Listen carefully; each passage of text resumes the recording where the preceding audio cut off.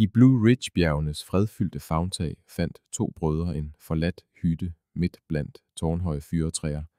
Den forfaldne bygning med sit indsunkne tag og smuldrende skorsten så ud til at være glemt af tiden selv.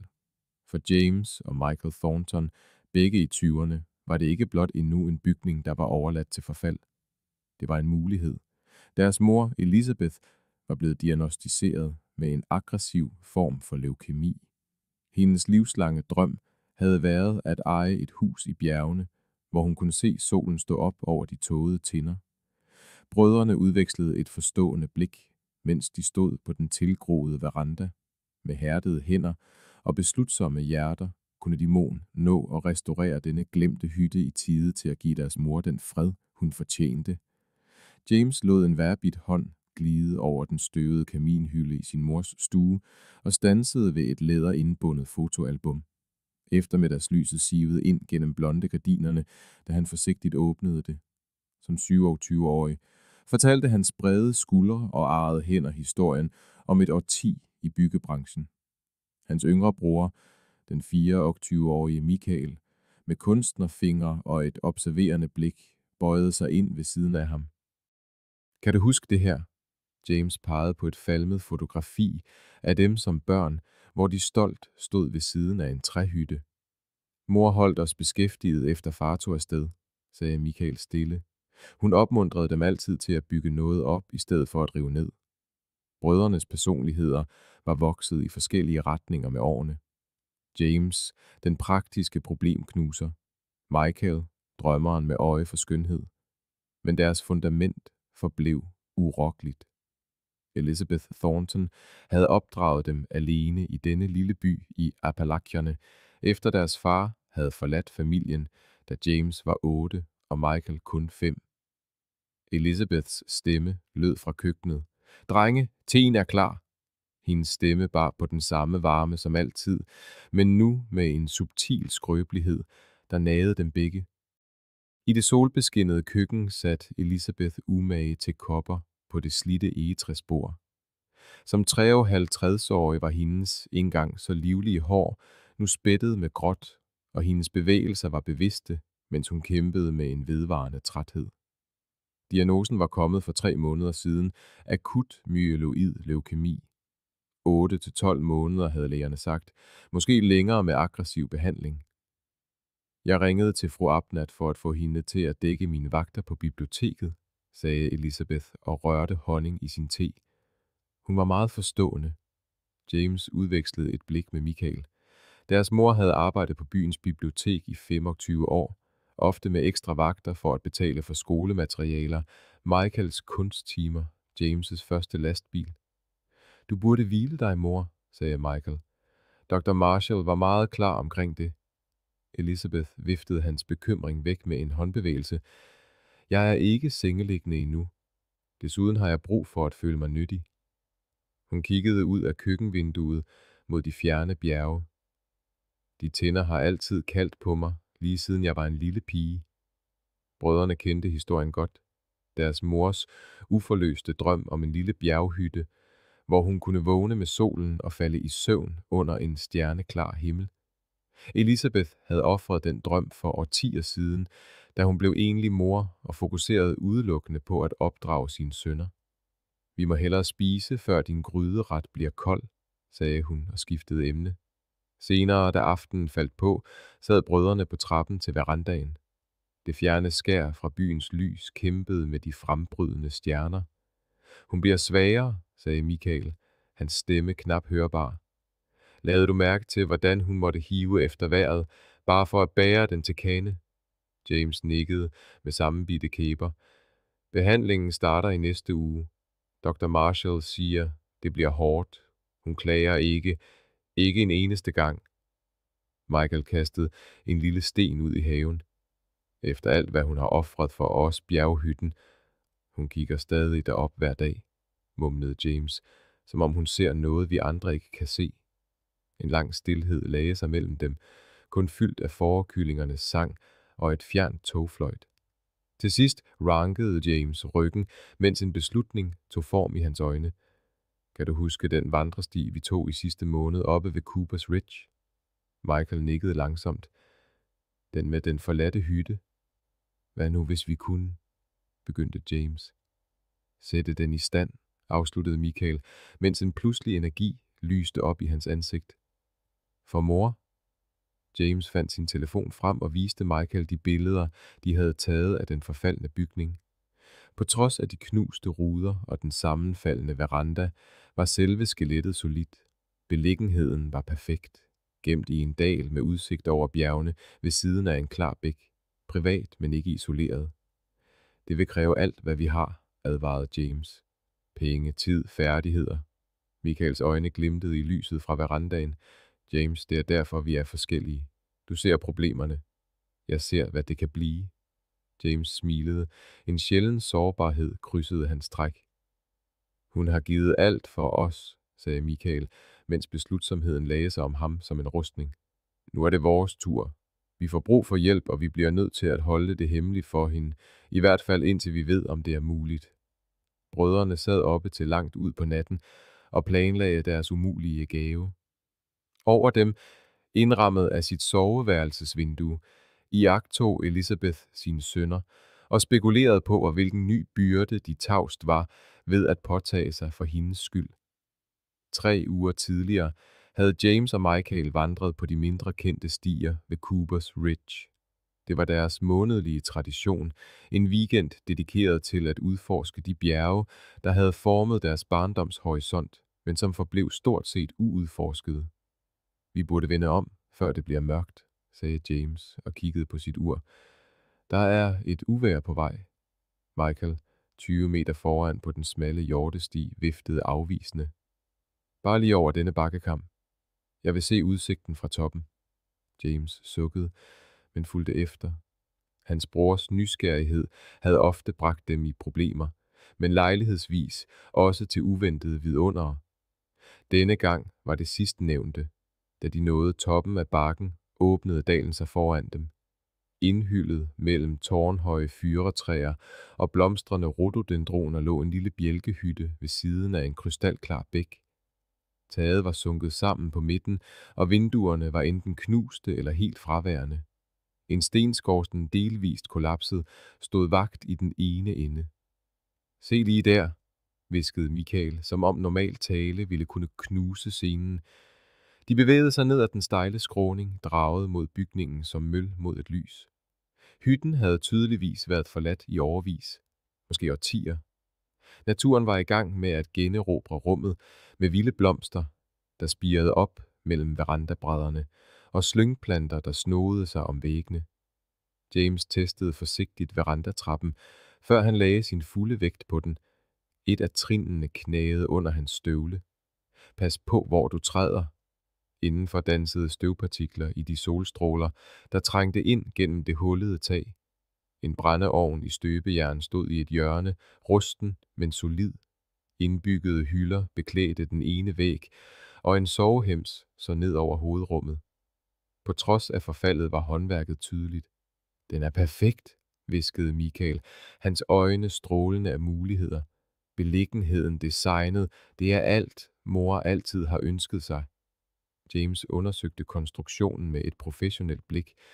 Fundamentet er solid sten, skelettet er godt, men den har brug for absolut alt andet.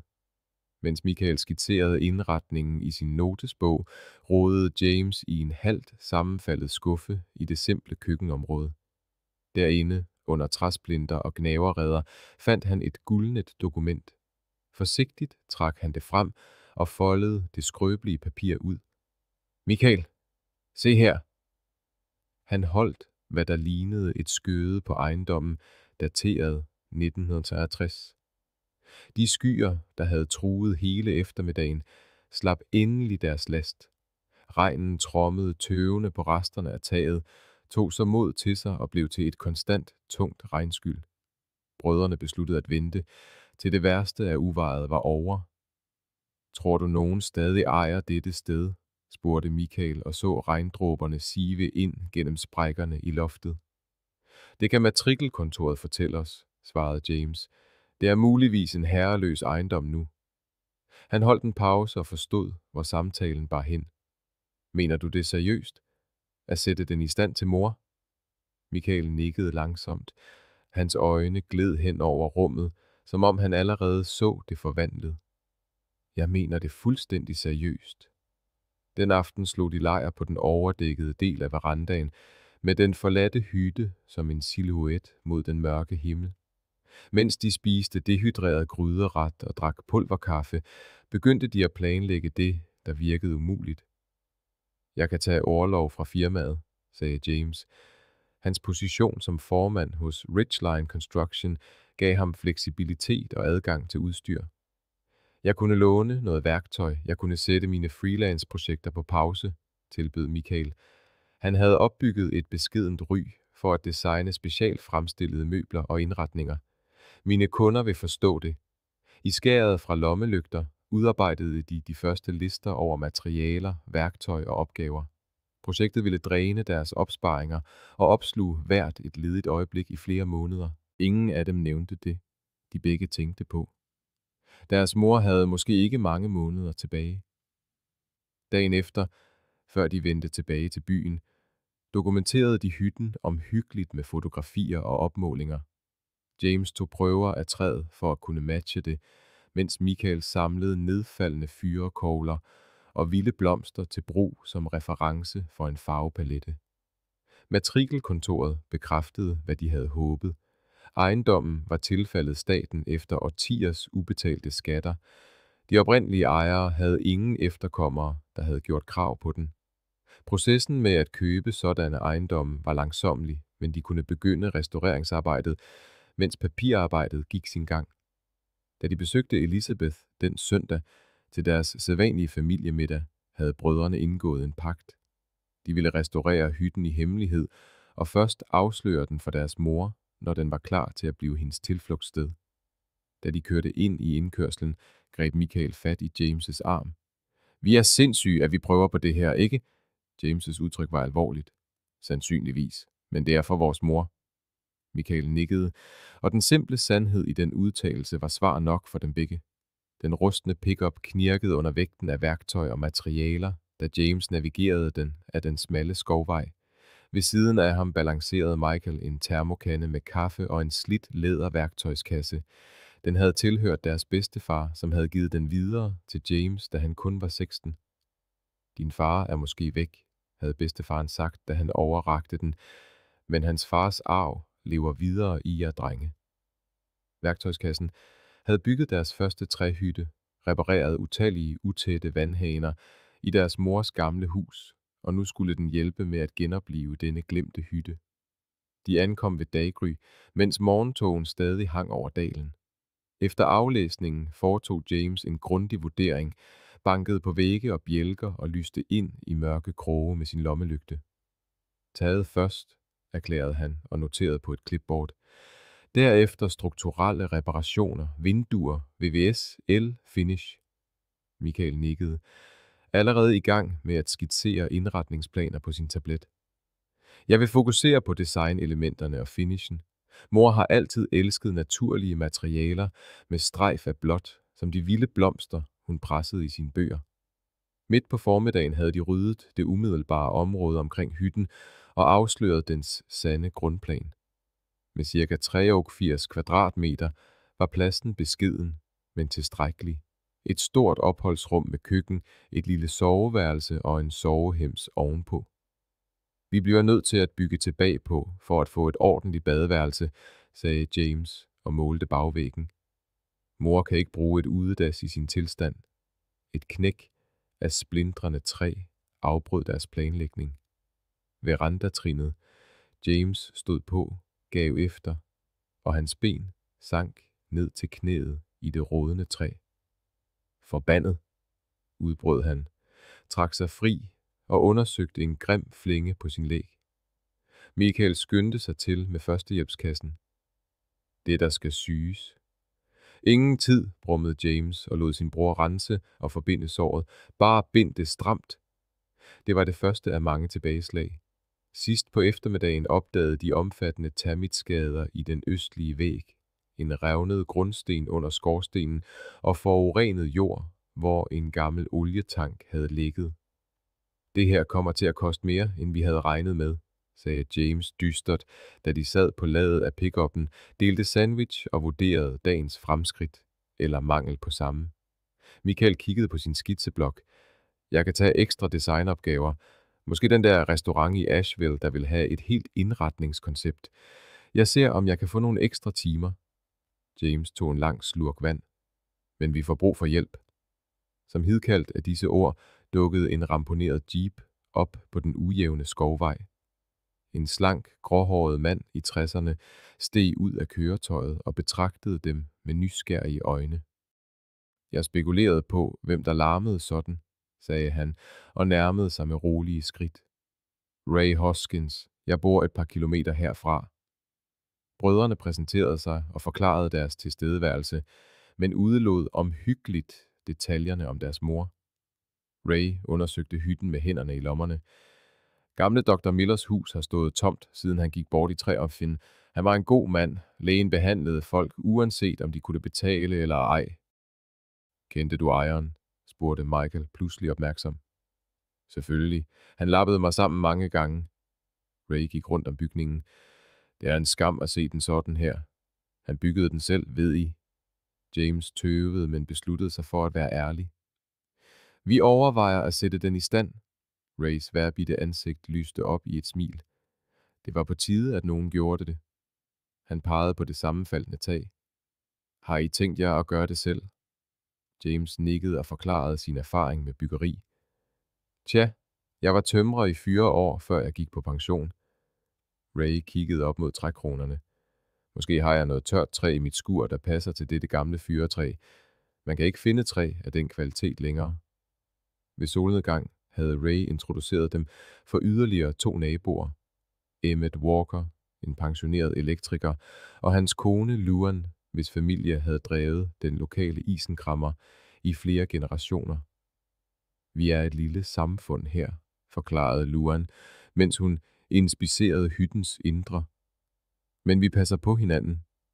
Den aften, hvor de igen slog lejr på verandaen under en præsending, gennemgik brødrene deres planer.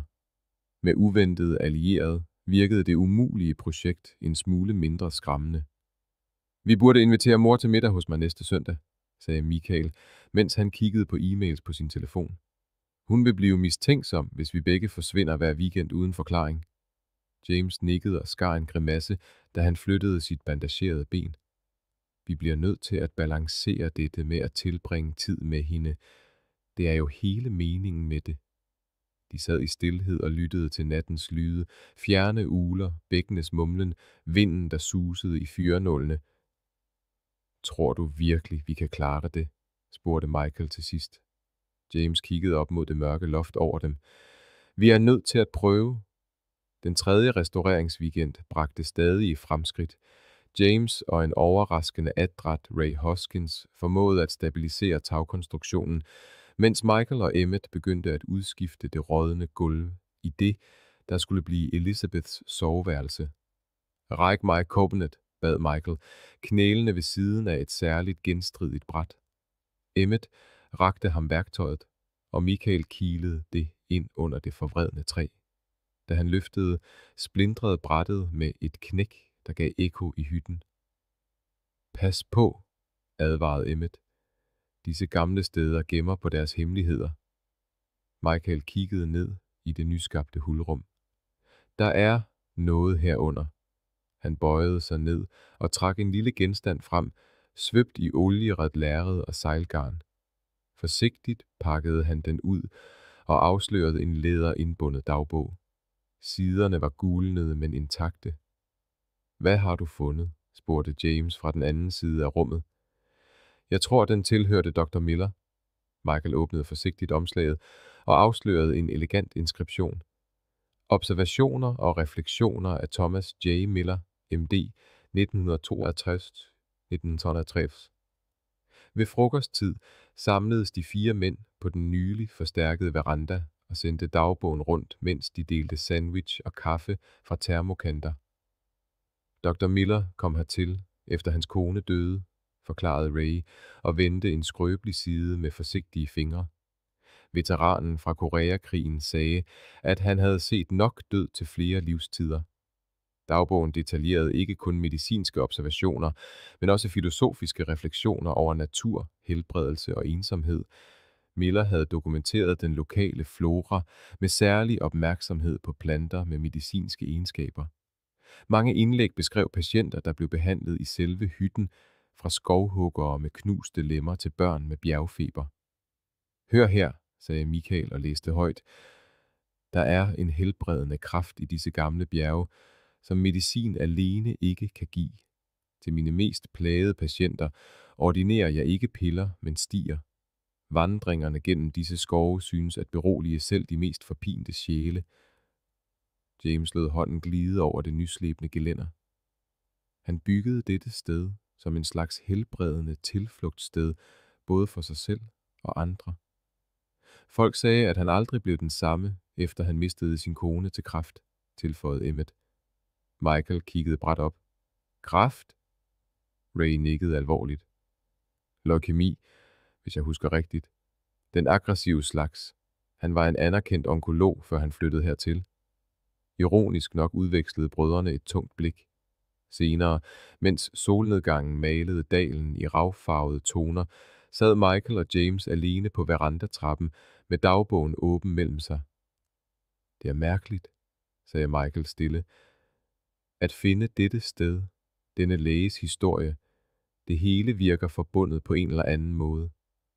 James, der altid var praktisk, så eftertænksom ud, hvilket var atypisk for ham. Måske. Eller måske leder vi bare efter en mening på grund af mor. Hør disse detaljerede noter om lokale urter. Michael bladede til en sektion fyldt med omhyggelige tegninger af planter, hyldeblomst, purpursolhat, røllike. Han dokumenterede deres medicinske anvendelser. Mor havde altid den der urtehave bag køkkenet, mindedes James. Kan du huske, hvordan hun lavede de der forfærdeligt smagende teer, hver gang vi blev syge? Michael smilede. Og de virkede altid. En behagelig stilhed lagde sig mellem dem, mens mørket sivede ind mellem træerne. Ildfluer begyndte deres natlige dans over engens græs. Jeg synes, vi skal inddrage noget af det her, sagde Michael til sidst. Ikke kun restaurere hytten, men ære dens historie. Anlægge haven ved hjælp af hans noter. Måske udvide verandaen på bagsiden, så mor kan sidde derude, selv på regnvejrsdage. Et helende rum, samtykkede James. Et fredfyldt sted. Den næste morgen bragte et nyt formål. Mens James fokuserede på de strukturelle behov, udskiftede rådne støttebjælker og forstærkede skorstenen, begyndte Michael at planlægge haven og de indvendige detaljer, inspireret af Dr. Millers dagbog. Søndag aften havde hytten gennemgået en bemærkelsesværdig forvandling. Taget var ikke længere utæt. Nye vinduer ventede på glas i deres rammer, og skorstenen stod rank mod tusmørke himlen. Brødrene måtte indrømme, at de gjorde reelle fremskridt. Vi må hellere se at komme afsted, sagde James modvilligt og læssede værktøj ind i varevognen. Mor venter på os til aftensmad. Lige én ting til. Michael anbragte forsigtigt dagbogen i et nyt skjulested, han havde bygget i de renoverede køkkenskabe, for at holde den i sikkerhed.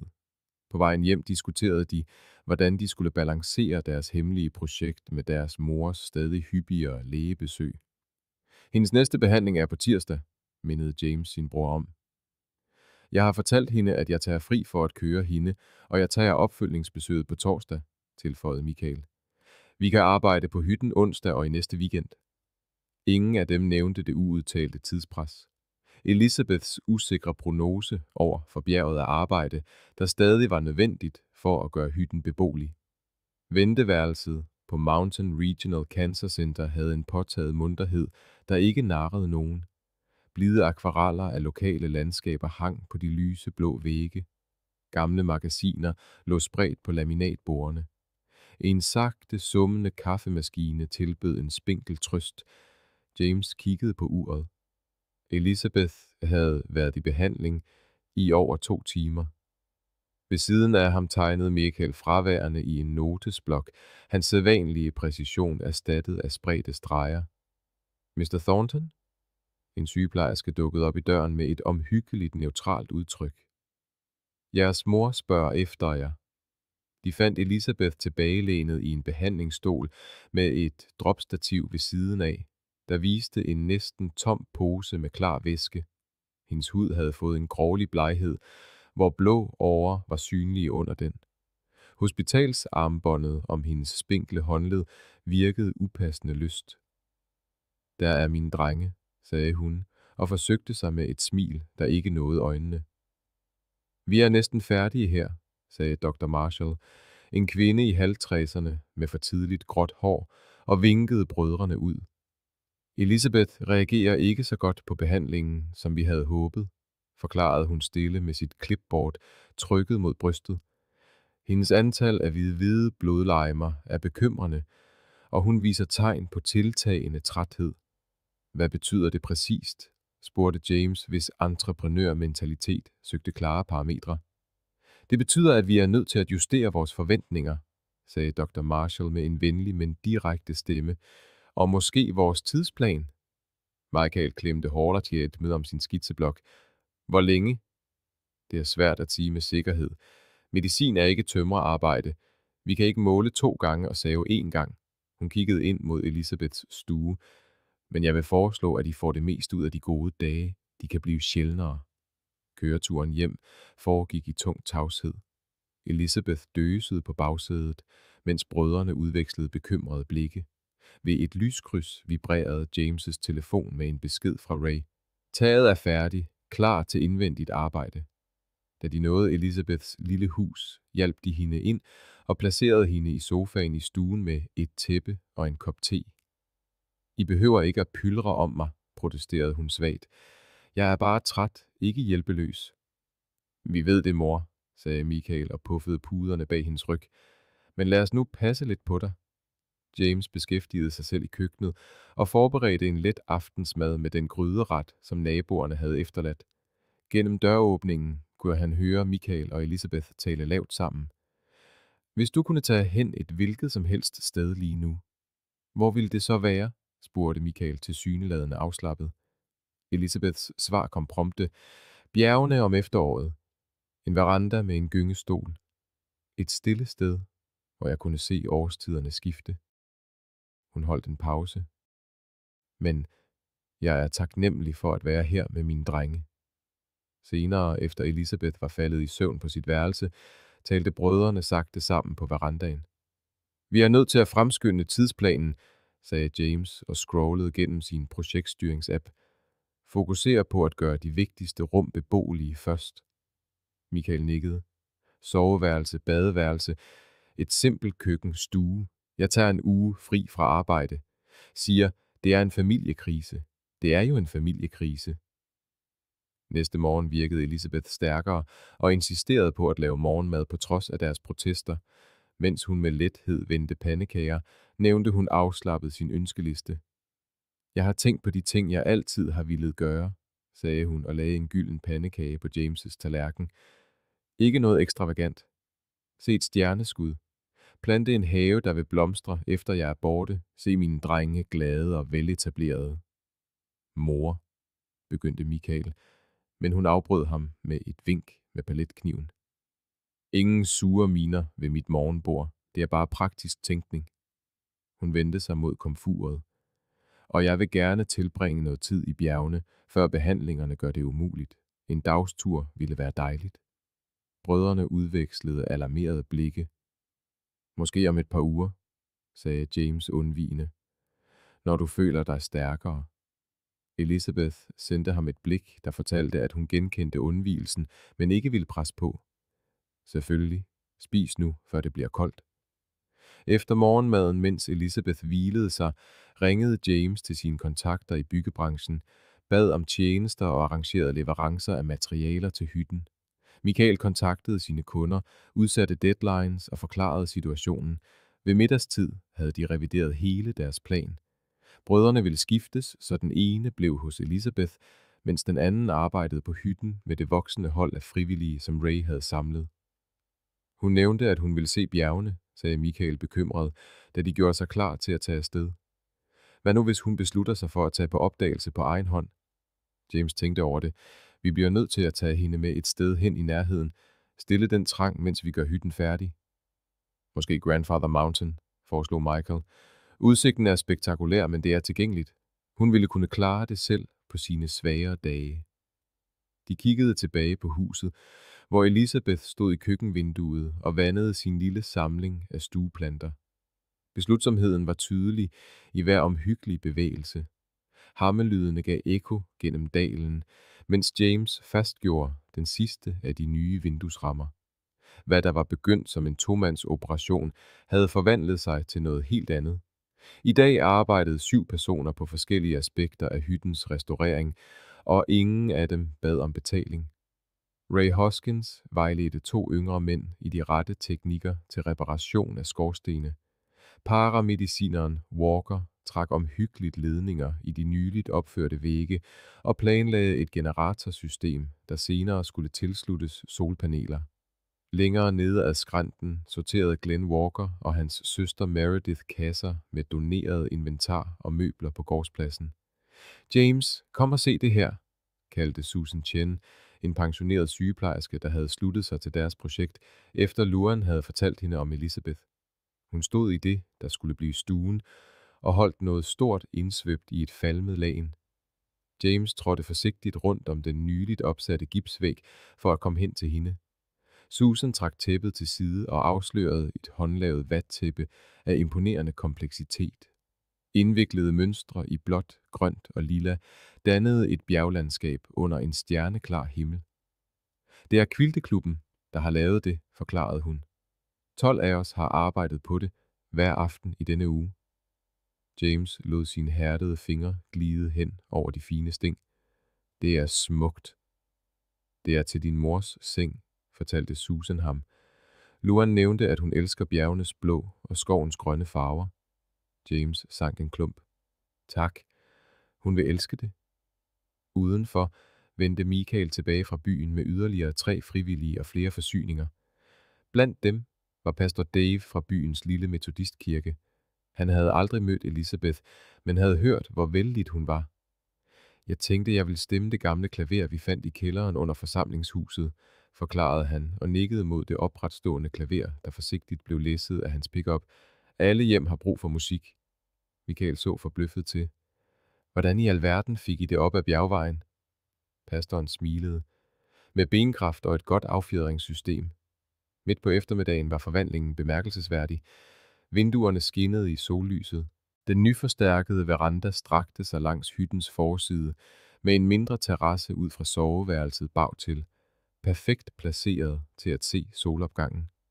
Indenfor var væggene klar til maling og gulvene til den afsluttende behandling. Vi er nødt til at tale om VVS, sagde Rye i frokostpausen og spredte tegningerne ud over et improviseret bord. EMT og jeg har udtænkt et system til at hente vand fra kilden oven for grunden, drevet af tyngdekraft og med filtrering. James studerede diagrammerne. Det her er professionelt arbejde. Tja, EMT's svigersøn er autoriseret VVS-installatør i Asheville, forklarede Rye. Han har tegnet det. Han kommer på lørdag for at hjælpe med installationen. Vi har slet ikke råd til alt det her, sagde Michael lavmældt. Ryes vejrbidte ansigt sprækkede i et smil. Der er ingen, der beder jer om at betale. Luan kom hen med et klipbord i hånden. Jeg har fået donationer fra isengrammeren. Jenkins tømmerhandel sender materialer, og fru Bernati fra biblioteket, da hun hørte, det var til Elizabeth, organiserede hun en møbelindsamling. Hvorfor?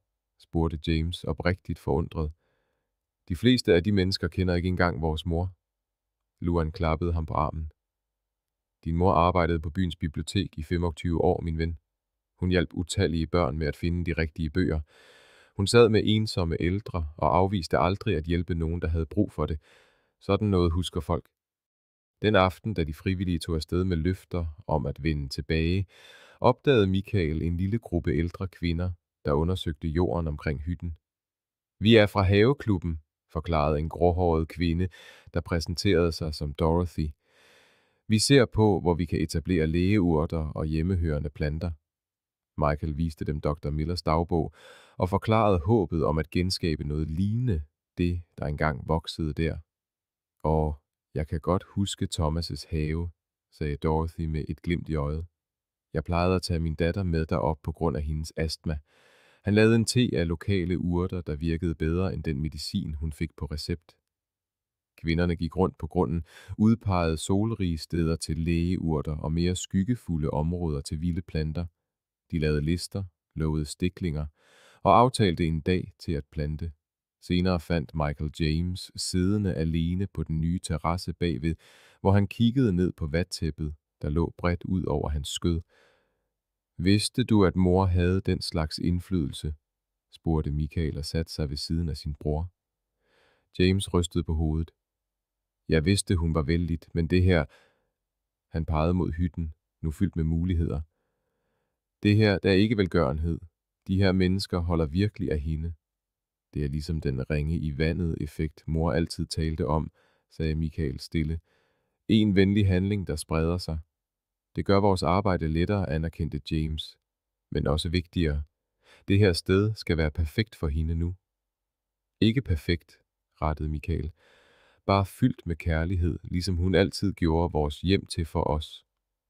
Da tusmørket sænkede sig over dalen, foldede brødrene omhyggeligt vattæppet sammen. Et håndgribeligt symbol på fællesskabets støtte og det voksende netværk af mennesker, der var fast besluttede på at skabe et helende rum for en kvinde, som mange betragtede som familie, selvom de ikke delte blodets bånd.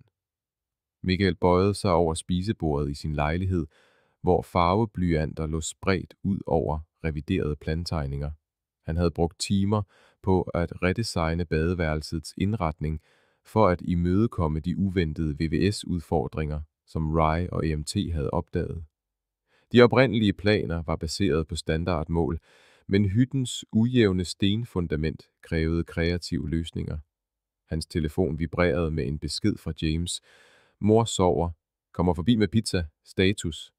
20 minutter senere ankom hans bror, udmattet, men medbringende pizza og en mappe med udskrifter. VVS-materialerne er ankommet, rapporterede James og lagde stykker med pepperoni på tallerkenerne. Men brusebunden passer ikke ind i det afsatte rum. Michael nikkede og pegede på sine reviderede tegninger. Jeg er allerede i gang med det.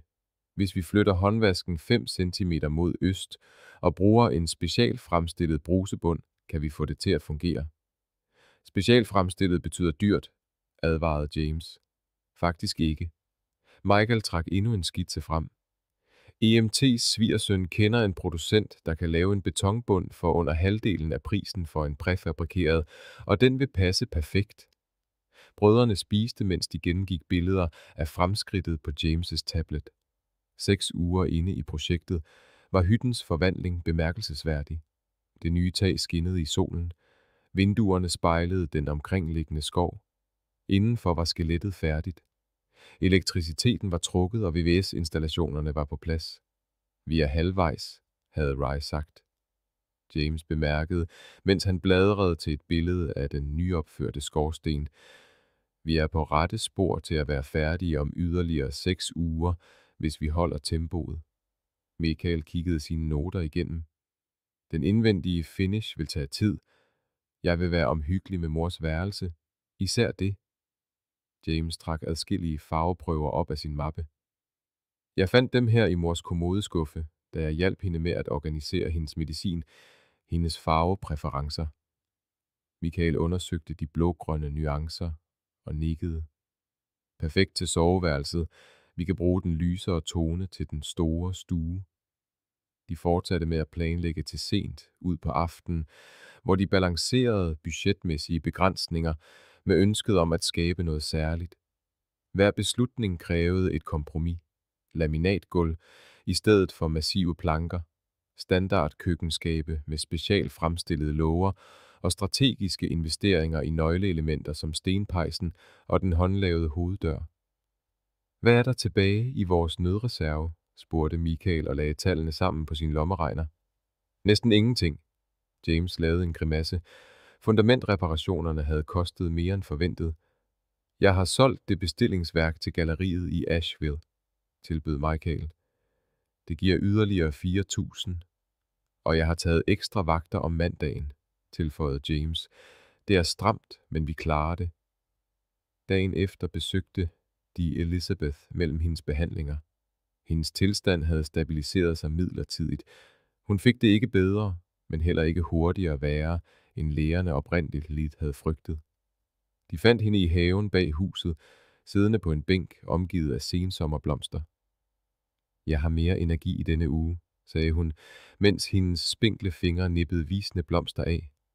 Dr. Marshall siger, det kan være en midlertidig stabilisering, men den tager jeg gerne imod. Michael knælede ved siden af hende og hjalp med havearbejdet. Har du tænkt mere over den dagstur til bjergene?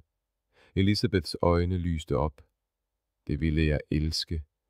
Måske næste weekend, når efterårsfarverne begynder at komme. Aftale, bekræftede James og udvekslede et sigende blik med sin bror. De var nødt til at fremskynde arbejdet på hyttens ydre, for at sikre, at den ikke var synlig fra de store udsigtspunkter, hvor de ville tage deres mor hen. Efter middagen, mens Elizabeth hvilede sig, diskuterede brødrene planen med dæmpede stemmer på verandaen. Vi tager hende med til Lookout Point, foreslog James. Det ligger på den modsatte bjergkam i forhold til hytten, så hun vil ikke se vores arbejde, men hun får den udsigt over bjergene, hun elsker. Michael nikkede og åbnede et kort på sin telefon. Og vi kan bede Rice hold om at fokusere på at få malet færdigt udvendigt og anlagt landskabet i tilfælde af, at hun får lyst til at gå på opdagelse. Den følgende weekend var der hektisk aktivitet ved hytten. Et hold frivillige malede ydersiden i en varm cedertræsfarve, der smeltede naturligt sammen med den omgivende skov. Andre plantede hjemmehørende buske langs indkørslen for at skjule bygningen fra tilfældige blikke. Indenfor fortsatte fremskridtet på flere fronter.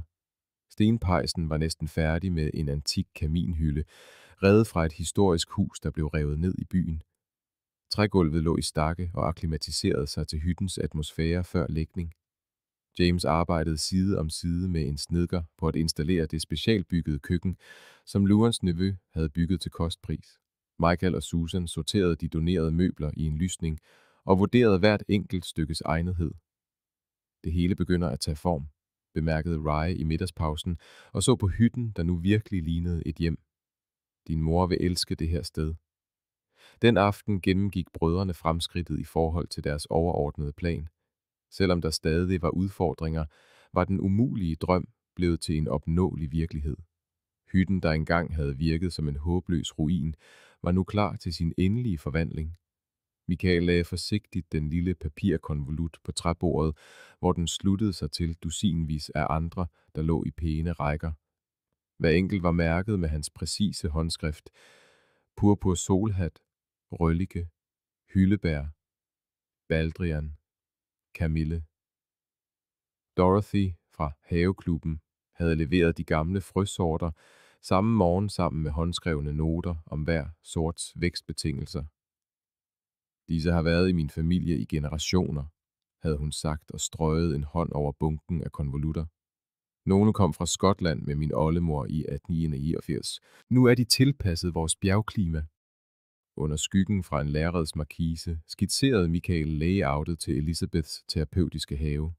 Han havde brugt timer på at studere Millers dagbog, krydsreferere lægens observationer med moderne tekster om urtemedicin og konsultere Dorothys haveklub. Resultatet var en ambitiøs plan, der omgav hytten med koncentriske cirkler af planter arrangeret efter formål og vækstsæson. Det ser kompliceret ud, bemærkede James og tog en pause fra sit arbejde med at installere tagrender. Det er faktisk ret logisk, svarede Michael uden at se op fra sin tegning. Krydderurter tættest på køkkenet, urter til te ved terrassen bagved, hvor mor let kan plukke dem, lægeplanter i de ydre ringe. Alt er arrangeret til at blomstre i rækkefølge fra det tidlige forår til det sene efterår. James studerede designet. Du lægger en masse arbejde i noget, der slet ikke vil være synligt, når vi giver hende hytten. Der vil ikke være noget, der er vokset op endnu. Michael så endelig op med et alvorligt udtryk. Det handler ikke kun om afsløringen, James. Det handler om at give mor en grund til at håbe. Vækstsæsoner at se frem til. Dr. Miller forstod, at helbredelse ikke kun handler om at behandle symptomer, men om at nære sjælen. James klemte stille sin brors skulder, inden han vendte tilbage til sin opgave. Midt på eftermiddagen ankom medlemmerne af haveklubben i hobetal med stiklinger fra deres egne haver sammen med kompostjord, barkflis og håndlavede plantemarkører. Under Dorothys vejledning markerede de stierne med pæle og snor og fulgte Michaels design. Din mor beundrede altid min urtehave, når hun besøgte biblioteket, sagde Lela Nena, en pensioneret engelsklærer. Hun fortalte mig om sin bedstemors midler fra det gamle land. Det her føles rigtigt. De frivillige arbejdede hele dagen, gravede bede, forbedrede jorden og plantede de mest hårdføre stauder, der kunne nå at slå rod før vinteren, der hvor forårets afgrøder engang skulle sås. De placerede markører med mundre malerier af hver fremtidig plante. Da mørket faldt på, stoppede Michael et øjeblik for at betragte fremskridtet. Selvom det meste af haven endnu kun eksisterede som afmærkede bede og mærkede pinde, var strukturen tydelig. Et helende rum, designet til at nære både krop og sjæl. Rye kom hen til ham og tørrede jorden af sine hænder.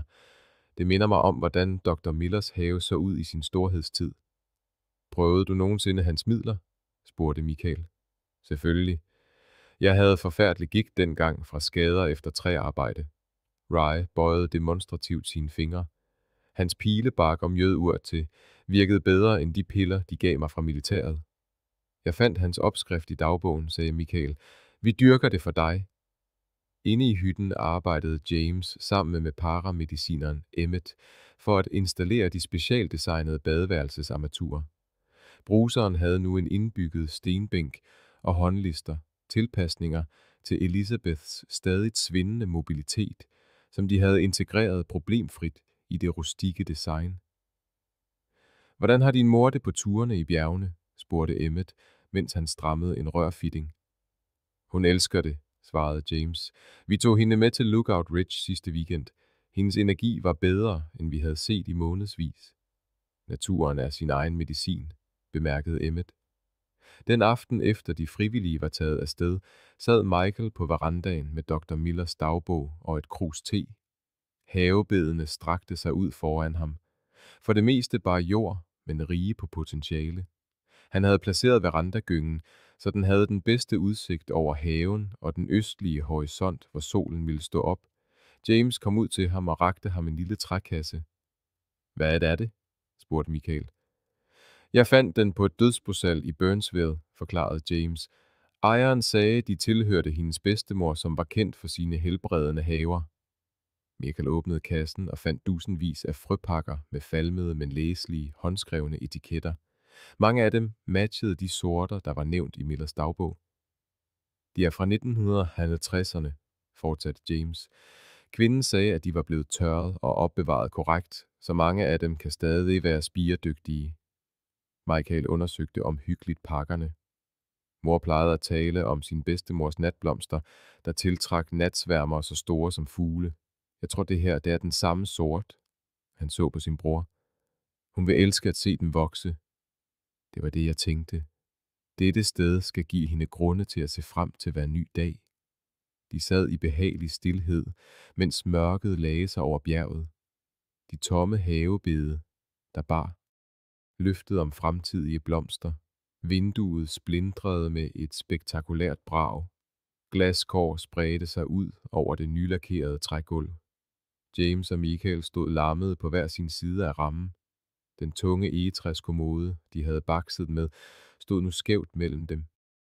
Jeg sagde jo, den ikke kunne være der, uden at vi fjernede karmen først, sagde James, hans stemme anspændt af udmattelse og frustration. Og jeg sagde, vi kunne vinkle den, svarede Michael og lod sin ende af kommoden falde med et dunk, der gav ekko i hytten. Men du lytter jo aldrig, vel? Du tror altid, du ved bedst. Brødrene havde arbejdet 16 timer i døgnet i ugevis, hvor de balancerede restaureringen af hytten med deres mors stigende plejebehov. Elizabeths tilstand var forværret igen, hvilket krævede daglige justeringer af medicin og hyppigere hospitalsbesøg. Presset begyndte at vise sig. Vi har ikke tid til det her, brokkede James sig og gik hen mod værktøjskassen. Mors aftale er om 3 timer, og vi skal stadig gøre værelset færdigt og rydde op i det her rod. Måske havde vi haft mere tid, hvis du ikke havde insisteret på at genopbygge hele nordvæggen. Den væg var rådden, råbte Michael tilbage og trådte forsigtigt rundt om glasskårene. Der var vandskader i alle bjælkerne. En god vinterstorm, og den ville være faldet fuldstændig sammen. James hamrede en hammer ned i arbejdsbordet. Dette er ikke et af dine kunstprojekter, Michael. Det handler om strukturel integritet. Og det er heller ikke et af dine standardbyggerier, sagde Michael med hævet stemme. Det her skal være specielt meningsfuldt. Hver detalje er vigtig. Det, der er vigtigt, er at blive færdig i tide, så mor rent faktisk kan nå at nyde det. Skænderiet eskalerede. Ugers stress og udmattelse eksploderede mellem dem. De var startet på projektet som et sammentømret hold, men fandt sig selv mere og mere uenige om tilgang, tidsplan og prioriteter. Alle de personlige detaljer, du bliver ved med at tilføje, sprænger vores budget og tidsplan, anklagede James og pegede på de håndskårne lister, Michael havde insisteret på ved soveværelsesdøren. Og dine konstante besparelser får stedet til at ligne en hvilken som helst anden udlejningshytte, svarede Michael. Mor fortjener mere end standard byggemarkedsløsninger og generisk design. Det hun fortjener er at være her. James stoppede brat. Den uudtalte virkelighed hang tungt mellem dem. De faldt hen i en anspændt stilhed, kun brudt af lyden af Rays pickup, der kørte op udenfor. Den ældre mand kom ind og fornemmede straks atmosfæren. Problemer, spurgte han og kiggede på det knuste vindue. En meningsforskel, mumlede James og tog en kost for at feje glasskårene op. Ray undersøgte scenen og nikkede så mod døren. Kan du hjælpe mig med at læse nogle materialer af? Udenfor i den friske efterårsluft hjalp Michael Ray med at flytte tømmer fra ladet af lastbilen. I er under et stort pres, bemærkede Ray uden omsvøb. Michael sukkede, og en del af hans vrede forsvandt.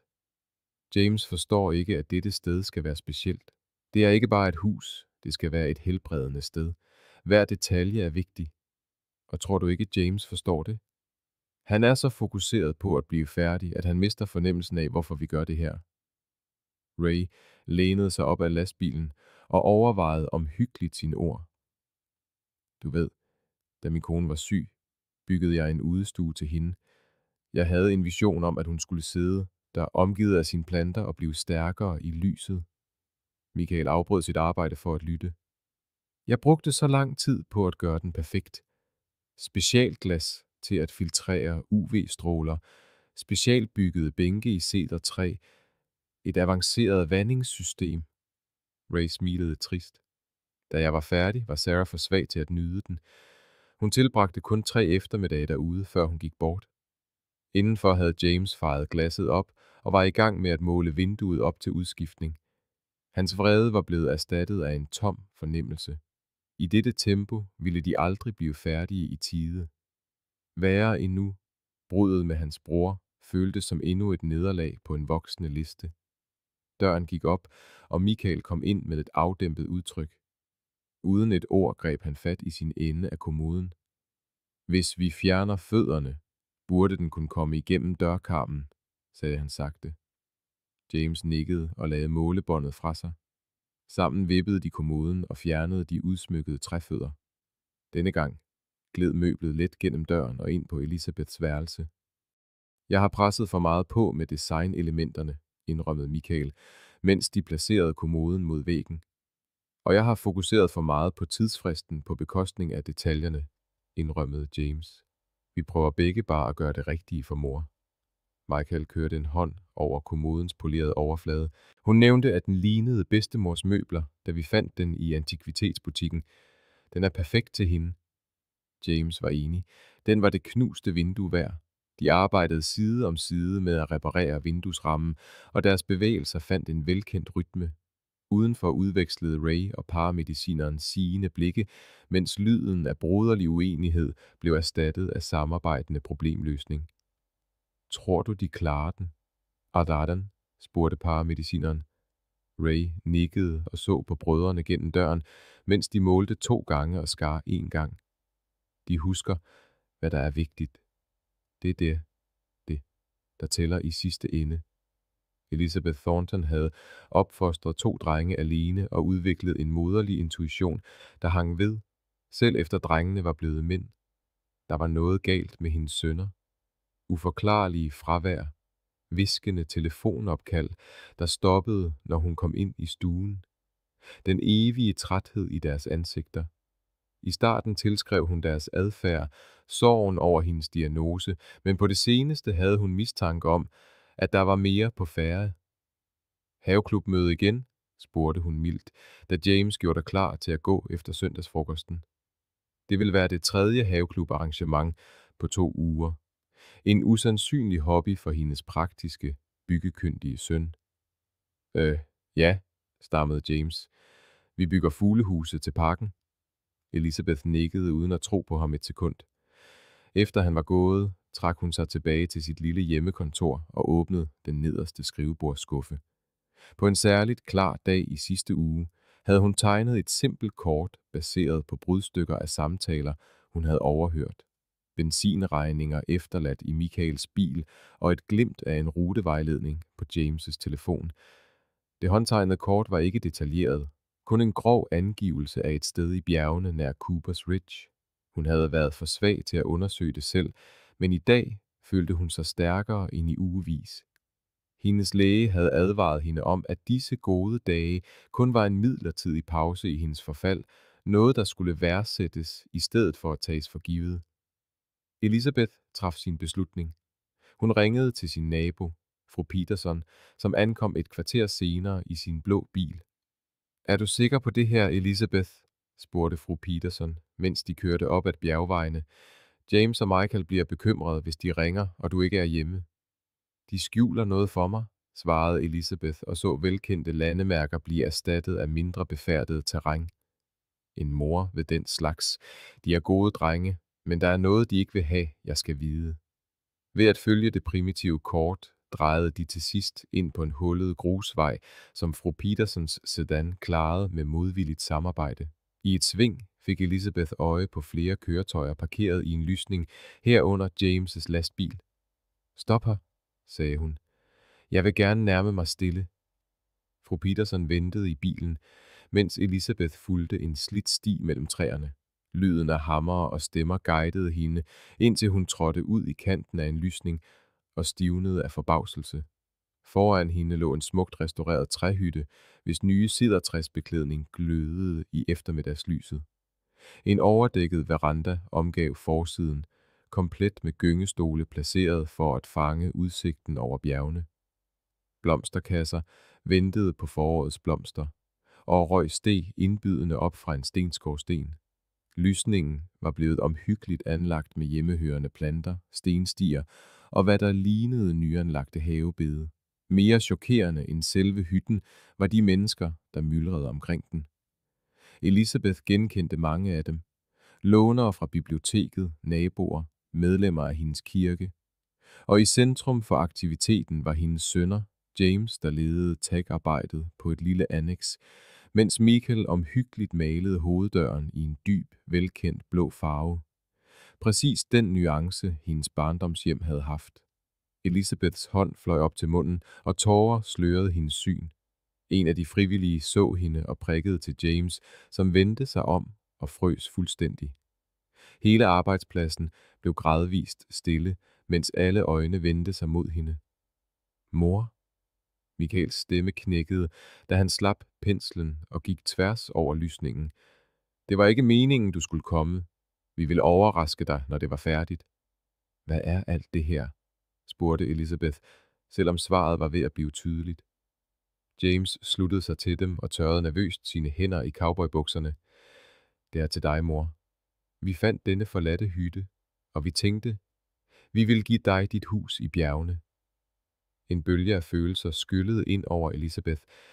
Kærlighed og taknemmelighed blandede sig med den bittersøde erkendelse af, hvad denne gave repræsenterede. Hendes sønner forstod, at hun måske ikke havde mange sæsoner tilbage. De gav hende den drøm, hun havde udskudt under hele deres barndom. Hvor længe har I arbejdet på det her? Spurgte hun og lod Michael føre sig hen til hytten. I næsten 3 måneder, indrømmede James. Vi har haft hjælp, selvfølgelig. Da de nærmede sig, genkendte Elizabeth Dorothy fra haveklubben, som smilede genert. Jeg har måske løjet om de der frøkataloger, vi kiggede på. Vi vil alle gerne hjælpe, tilføjede Ray, som Elizabeth kendte fra bibliotekets læsegruppe. Dine sønner startede noget specielt her.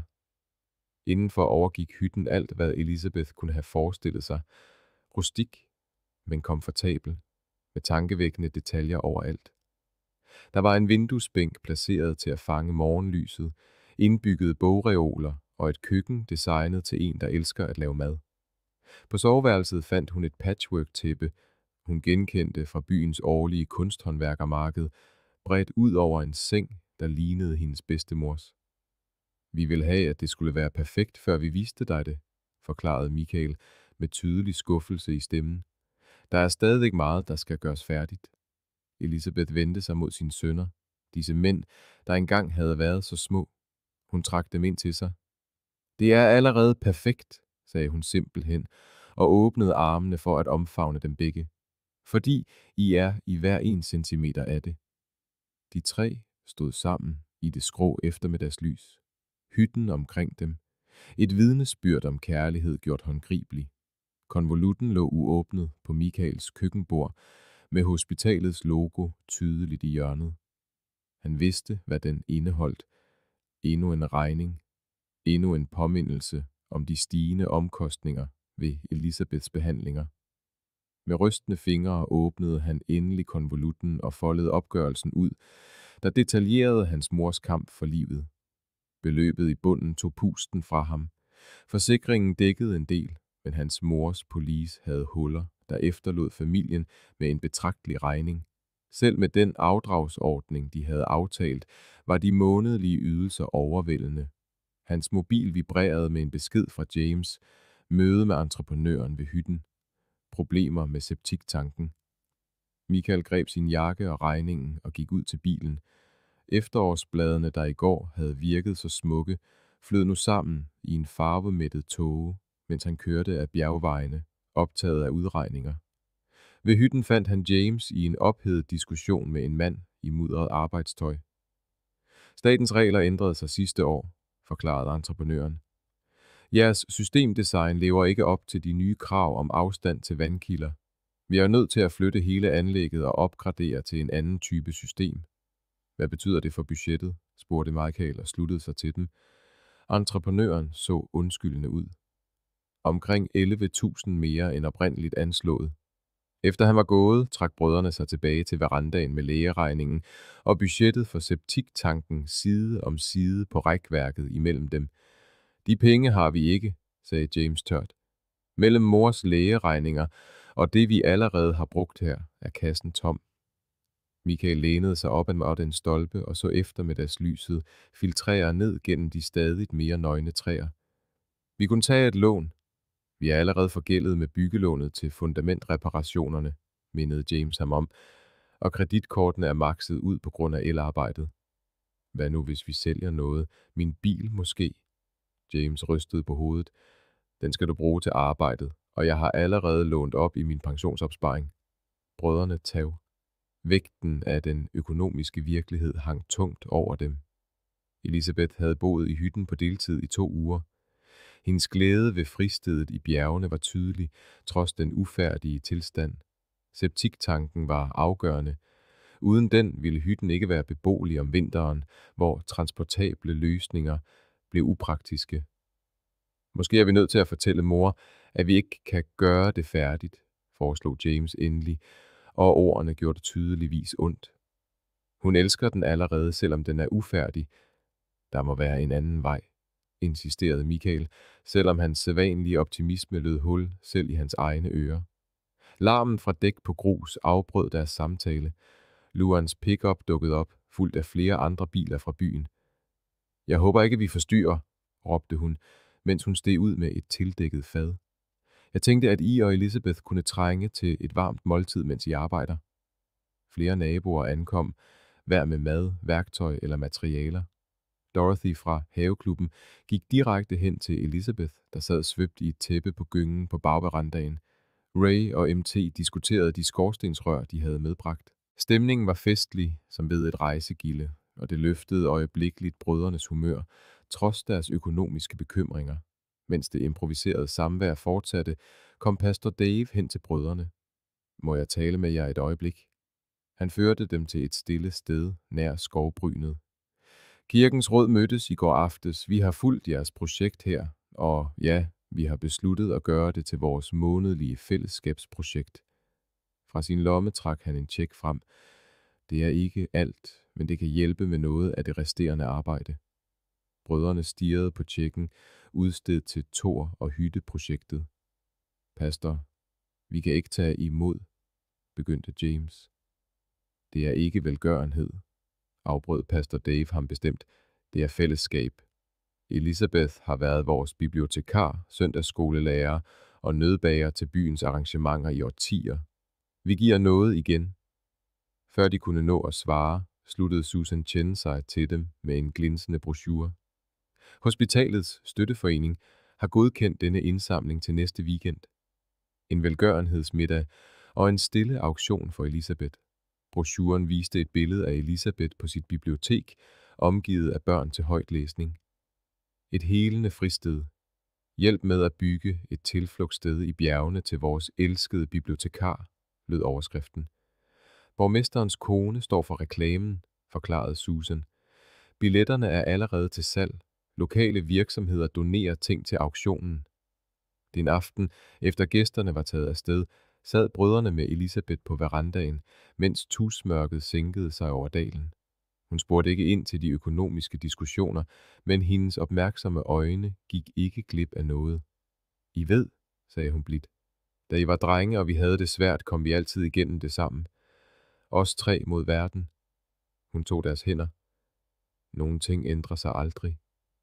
Michael mødte James' blik over deres mors hoved. En ny beslutsomhed erstattede fortvivlelsen. De havde måske ikke alle svarene endnu, men de var ikke alene om denne udfordring. Ligesom hytten ville løsningen blive bygget af mange hænder. En brik ad gangen.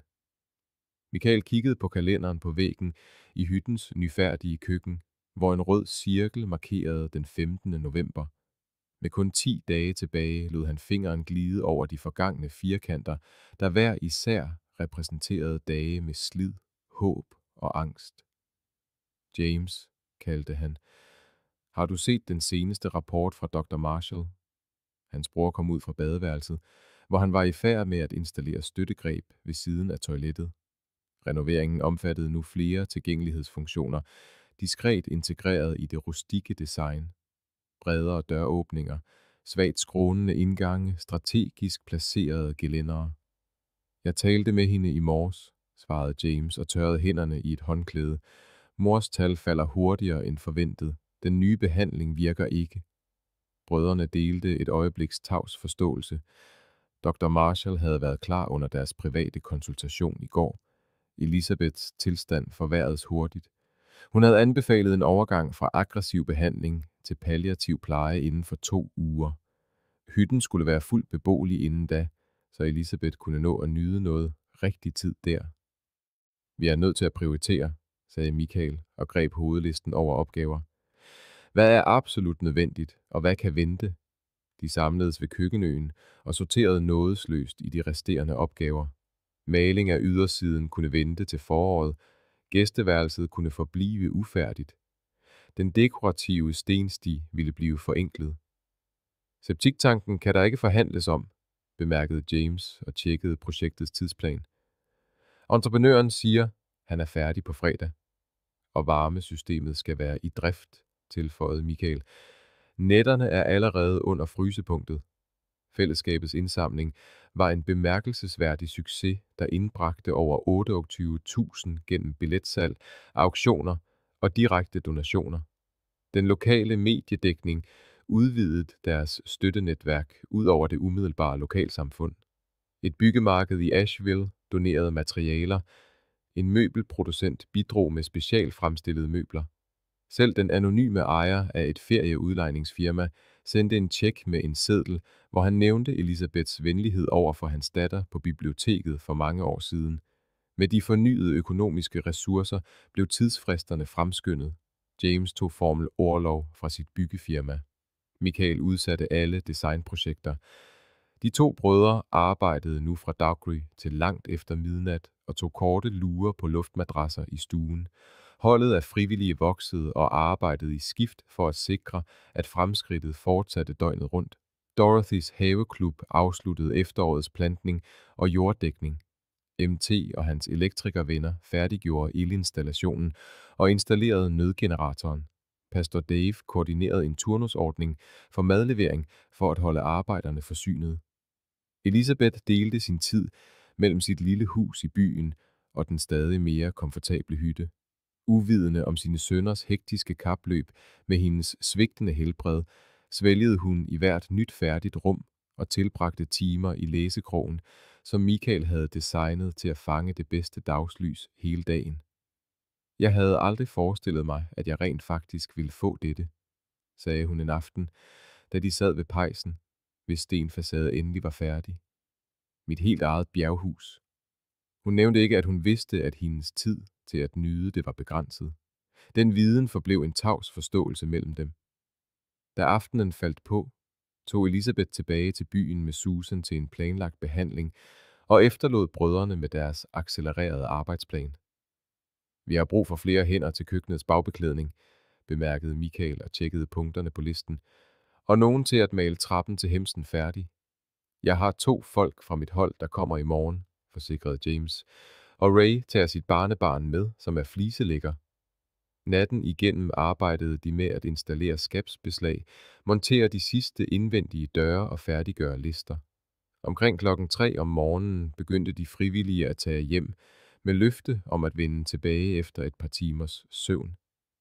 Ved daggry over bjergene stod brødrene på bagdækket, udmattede men beslutsomme.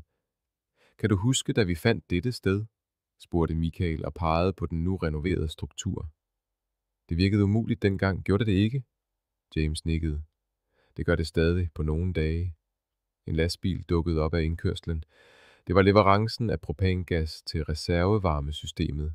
Endnu et vigtigt punkt, de kunne strege fra listen. Jeg talte med hospicet i går, sagde James stille, mens de så chaufføren installere tanken. De var enige om at yde pleje her, når tiden kom. De sagde, at hytten opfylder alle kravene til hjemmepleje. Michael sank en klump i halsen. Det var første gang, de begge eksplicit anerkendte, at hytten måske ikke kun ville blive deres mors drømmehjem, men også hendes sidste hvilested. Hun vil få det behageligt her, formåede han at sige, omgivet af skønhed og kærlighed. James lagde en hånd på sin brors skulder, og det er det, der betyder noget i sidste ende. Kalenderen på væggen med den indcirklede deadline lurede stadig over dem, men noget havde ændret sig i deres perspektiv. Det var ikke længere blot et kapløb om at færdiggøre et byggeprojekt. Det var skabelsen af et helligt rum, en sidste fredfyldt gave til kvinden, der havde ofret alt for dem. Helikopteren dalede ned mod hospitalets lille landingsplads, dens rotorer skar gennem den kølige bjergluft. James og Michael stod nær indgangen og så lægeholdet komme ud sammen med en distingveret, gråhåret mand, der bar en lædermappe. Dr. Eleanor Chen, hospitalets ledende onkolog, skyndte sig at hilse på ham. Dr. Ramirez, velkommen til Mountain Regional, sagde hun og trykkede hans hånd. Tak fordi du kom med så kort varsel. Dr. Gabriel Ramirez, direktør for eksperimentel onkologi ved Johns Hopkins, var blevet en uventet allieret i Elisabeths behandlingsforløb. Efter at have set den lokale nyhedsdækning om fællesskabets indsamling til hytteprojektet, havde han kontaktet Dr. Marshall. Han huskede Elisabeth fra en konference for medicinske bibliotekarer flere år tidligere, hvor hun havde hjulpet ham med at researche sjældne blodsygdomme til hans banebrydende studie. Nu var han kommet for personligt at vurdere hendes sag og afgøre, om hun kvalificerede sig til hans eksperimentelle behandlingsprotokol. En ny immunterapi, der viste lovende resultater i begrænsede forsøg. I et konferencelokale sad brødrene over for Dr. Ramirez og Dr. Marshall, mens de gennemgik Elisabeths journaler. Hendes leukemi har en usædvanlig genetisk profil, bemærkede Dr. Ramirez og studerede laboratorieresultaterne. Meget lig sagerne i vores nuværende studiegruppe. Men hun har allerede prøvet 2 standardprotokoller uden succes, påpegede Dr. Marshall. Og hendes seneste tal er bekymrende. Dr. Ramirez åbnede sin mappe og trak et dokument frem med titlen Protokol 317B, Alternativ responsvej for avanceret AML. Han lagde det på bordet imellem dem. Dette er vores eksperimentelle behandling, forklarede han. Den viser en responsrate på 42% hos patienter, der har fejlet standardbehandlinger, hvilket er betydeligt bedre end de 8%, vi normalt ser med redningskemoterapi. Hvad er bivirkningerne? Spurgte James, altid praktisk anlagt. Generelt mindre alvorlige end standard kemoterapi, svarede Dr. Ramirez. Træthed, en vis immunsuppression, men de fleste patienter opretholder en bedre livskvalitet, uden hårtab, mindre kvalme. Michael lænede sig frem. Og succesraten, hvad betyder det præcist? For dem, der reagerer på behandlingen, ser vi en stabilisering af sygdommen i gennemsnitligt 14 måneder. Nogle patienter er stadig i remission efter 2 år. Brødrene udvekslede blikke. Et spinkelt håb blev forsigtigt tændt. Selv et år med stabilitet ville være dyrebart. Tid, hvor Elisabeth kunne nyde sit bjerghus gennem de skiftende årstider. Der er en komplikation, afbrød Dr. Marshall blidt. Behandlingen kræver ugentlig overvågning og infusioner hver anden uge i de første 3 måneder. I betragtning af Elisabeths beliggenhed og den kommende vinter. Det finder vi ud af, sagde James bestemt. Hvis det her giver mor en chance, så får vi det til at lykkes. Senere sad de sammen med Elisabeth på hospitalstuen og forklarede hende den uventede mulighed. Hun lyttede opmærksomt og stillede præcise spørgsmål om forskningsmetoden, der imponerede selv Dr. Ramirez. En gang medicinsk bibliotekar, altid forsker. Hun smilede svagt. Og hytten? Hvordan vil det påvirke vores tid der? Vi bliver nødt til at koordinere dine behandlinger, forklarede Michael. Men Dr. Ramirez mener, at de fredfyldte og stressfri omgivelser faktisk kan supplere terapien. Elisabeth nikkede eftertænksomt. Hvornår vil vi begynde? Hvis I er enige, kan vi starte allerede i næste uge, sagde Dr. Ramirez. Jeg har allerede talt med hospitalsledelsen om at oprette en satellitafdeling for vores forsøg her. Efter lægerne var gået, kiggede Elisabeth ud af vinduet mod de fjerne bjerge. Det lader til, at jeg bliver tilbudt mere tid, sagde hun sagte. Den gave havde jeg aldrig forventet. Brødrene blev til sent om aftenen for at diskutere logistikken. Hytten vil kræve yderligere tilpasninger. Et sterilt område til hjemmesygeplejerskens besøg.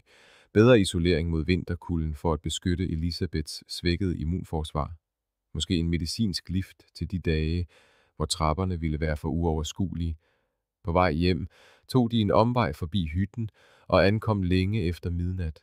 Et par dedikerede frivillige var stadig i gang og installerede de sidste køkkenapparater i skæret fra en enkelt arbejdslampe. Vi er nødt til at tale med alle, annoncerede James.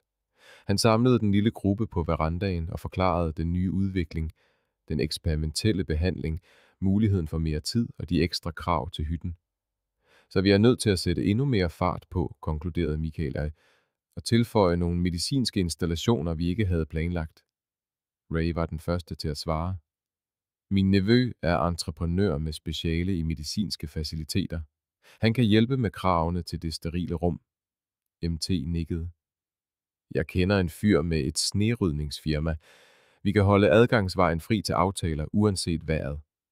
Mens de talte natten igennem, tog den reviderede plan form. Michael trak sig tilbage til Elisabeths værelse. Rummet var næsten færdigt. Hendes yndlingsbøger stod på hylderne.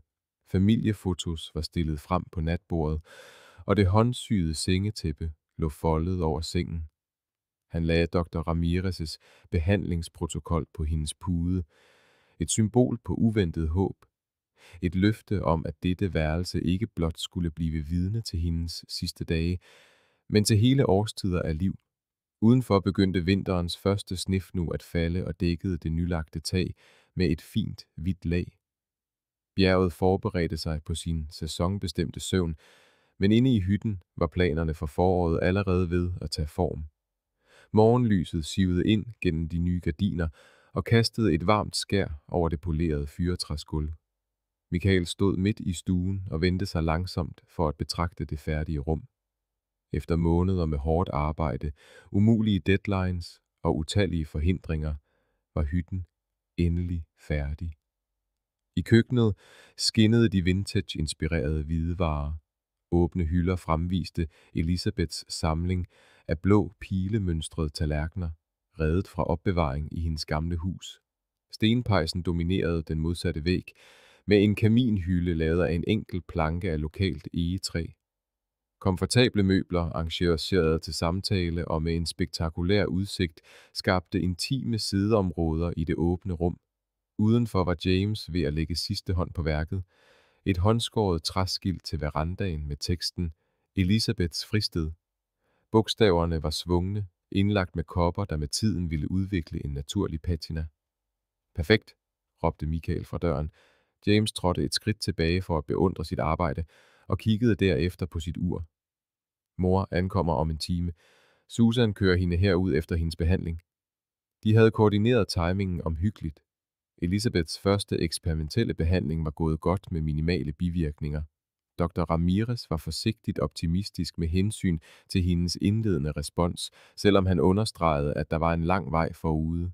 Indenfor foretog brødrene de sidste justeringer, tændte duftlys med urter fra bjergene, arrangerede friske fyregrene i keramikvaser og lagde Elisabeths yndlingstæppe på bænken ved vinduet.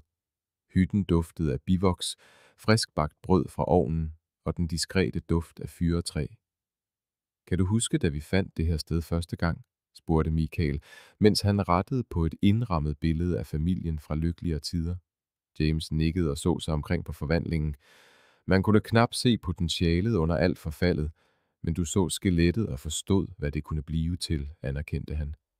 Vi er et ret godt hold, når vi ikke driver hinanden til vanvid.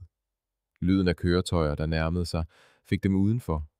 Nyheden om, at i dag var den officielle indflytningsdag, havde spredt sig gennem deres nu udvidede netværk af hjælpere. Flere stod langs den forbedrede adgangsvej, da medlemmer af lokalsamfundet ankom med indflyttergaver og fade med mad til et festmåltid. Dorothy og hendes venner fra haveklubben havde pyntet verandaen med guirlander af stedsegrønt og vinterbær. Ray og Emmett var i gang med at sætte ekstra sidepladser op i lysningen. Pastor Dave hjalp Susans mand med at læsse et lille opretstående klaver af, en overraskelsesgave fra kirkekoret. Når man kender Elisabeths kærlighed til musik, bliver hun rørt til tårer, mumlede Michael, mens de så den forsamlede skare. På den bedst mulige måde, svarede James, da Susans bil endelig kom til syne. Den forsamlede gruppe blev stille. James og Michael trådte frem for at tage imod dem, mens Susan hjalp Elisabeth ud fra passagersædet.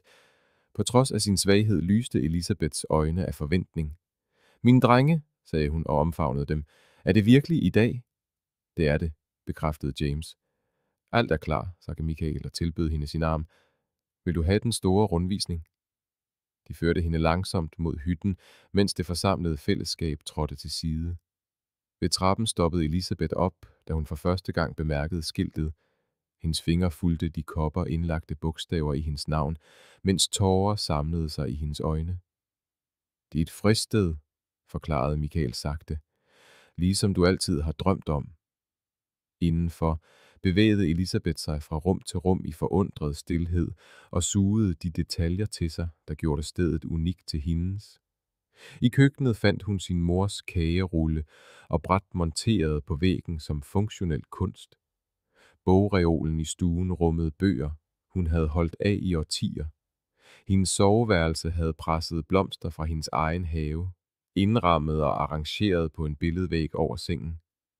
I har husket alt, hviskede hun. Alt, hvad jeg nogensinde har nævnt, at jeg elskede.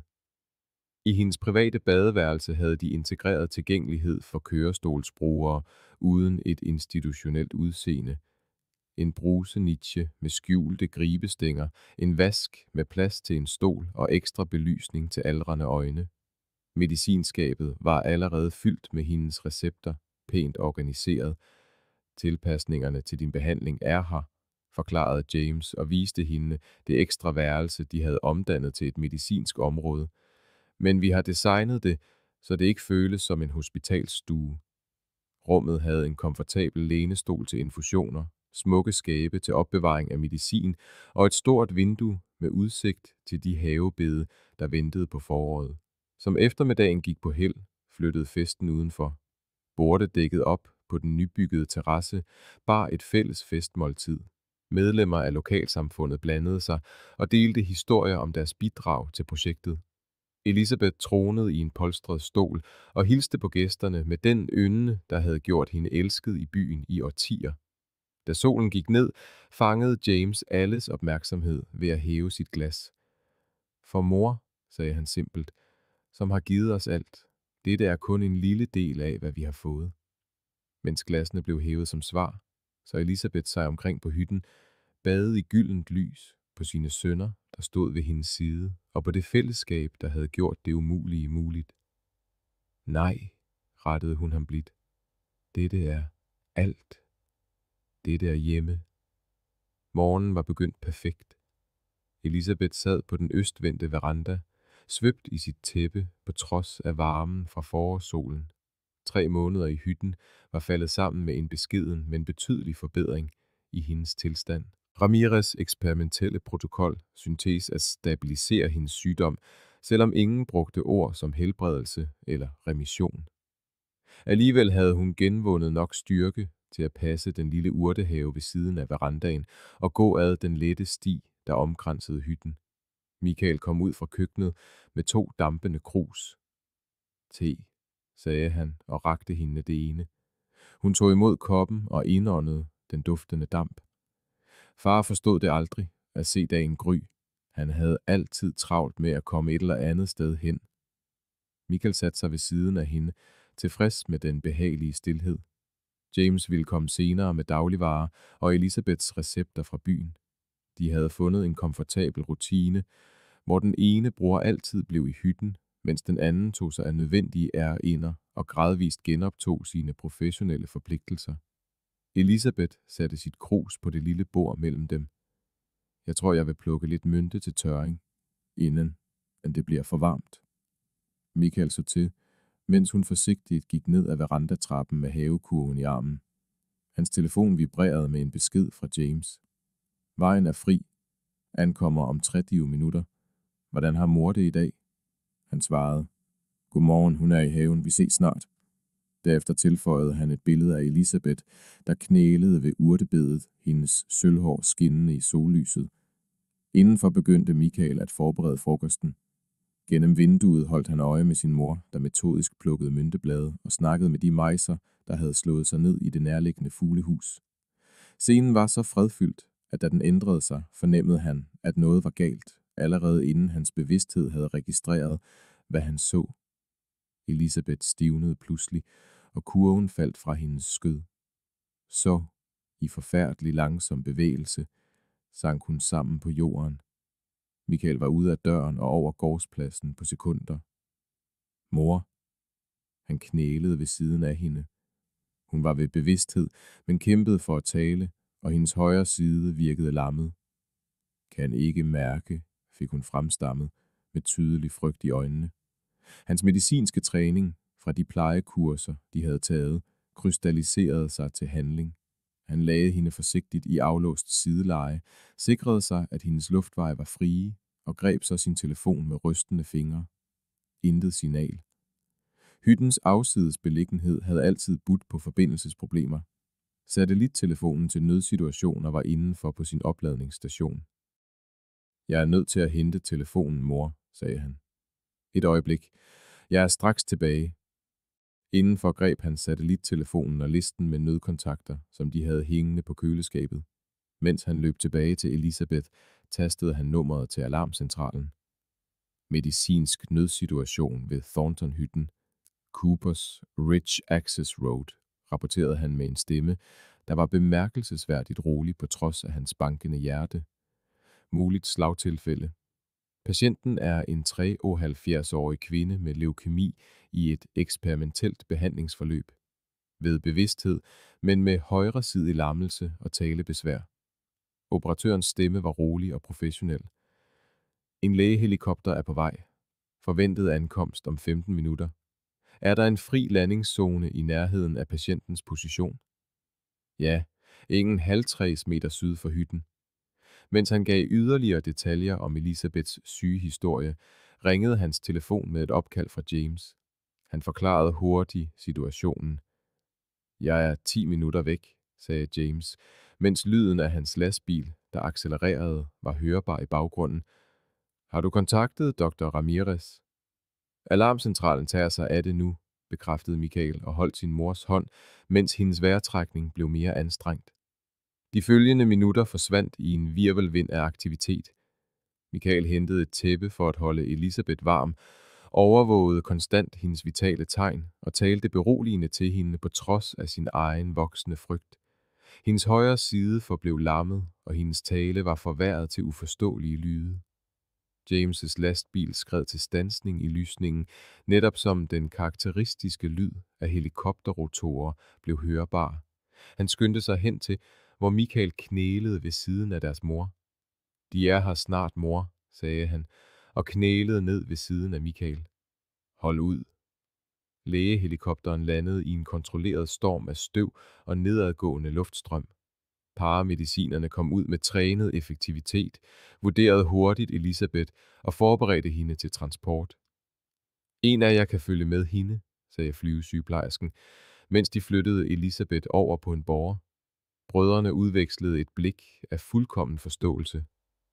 Jeg tager med, sagde James. Du følger efter i bilen og tager hendes medicin og overnatningsting med.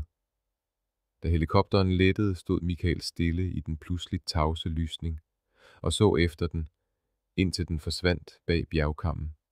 Havekurven lå væltet på jorden, hvor Elisabeth havde tabt den med myntebladet spredt ud over jorden. Inde i hytten stod tekruset forladt på verandaen.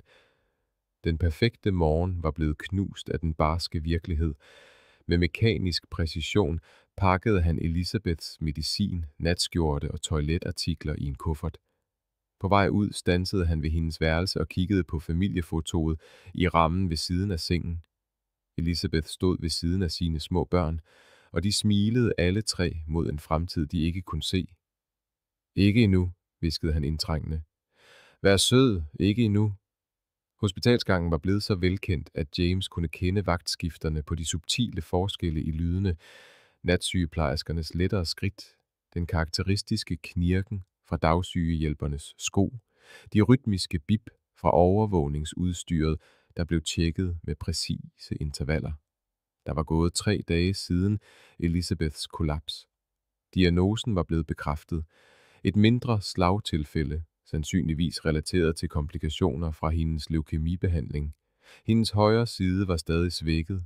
Hendes tale var sløret, men blev gradvist bedre.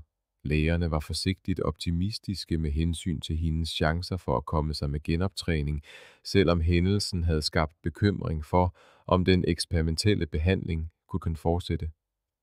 Michael kom ind i venteværelset, balancerende med 2 kopper kaffe og en mappe med papirer. Du trænger til at sove, James. Jeg kan tage nattevagten. James tog imod kaffen, men rystede på hovedet.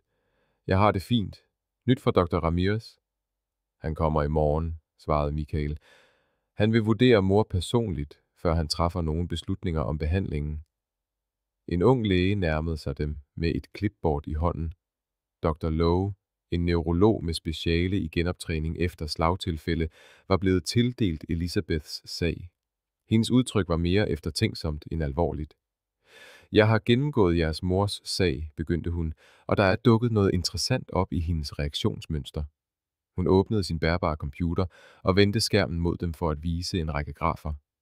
Dette er målingerne af hendes neurale aktivitet fra indlæggelsen til nu. Ser I dette usædvanlige restitutionsforløb? Brødrene lænede sig frem og forsøgte at afkode de komplekse diagrammer.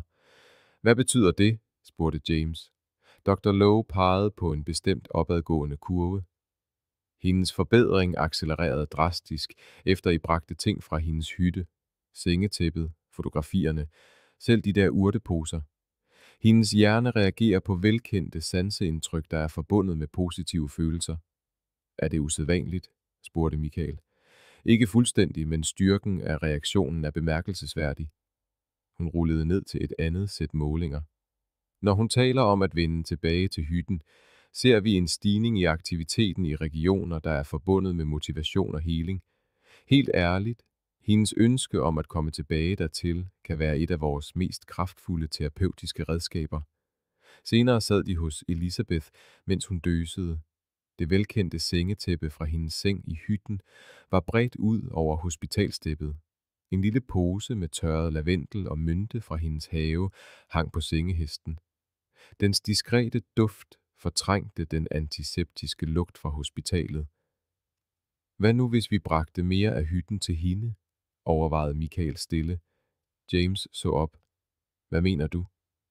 Hvis hendes forbindelse til stedet hjælper hende med at komme sig, kunne vi måske forstærke det, indtil hun er stærk nok til at tage tilbage.